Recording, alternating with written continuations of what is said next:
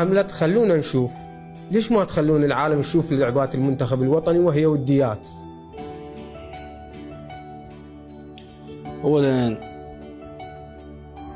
لولا قناة الرابعة كان هاي اللعبة تدورون على روابط تايلاند مدري الهند مدري منين. حبيبي المباراة ما حد مشتريها، يعني مو جيت نافست قناة ابدا، ما حد اكو. يعني المباراة مشتريها قبل 3 ايام اصلا، يعني ما حد اكو.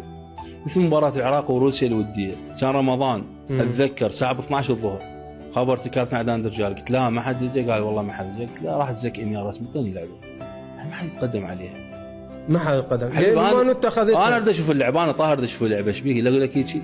والله انا اريد اشوف اللعبه واظل انتظر. وانا مرات هوايه مسوي هاي الحركه وكاتب بالقنوات اخوان السلام عليكم اكو لعبات وديه تاخذوهن، خافوا تقولون ما حد يشتريها. فانا من اشتريت المباراه ومو قصدي اشفرها، رجعنا لنفس الموضوع انه انا قناه. ثانيا عندي شريك اللي هو المنصه اللي مال ايرثلينك، اللي هو مشتري من عندي حتى يبث انترنت، ما يعطيني الحق انه ابث فيسبوك. هاي الناس اطوق بالعقود او بالحق ما له حق. يعني انا من مشتري من عندي وانا اروح ابث فيسبوك. ثانيا لا وصلنا ثالثا، انا المشترك مالتي اللي دافع.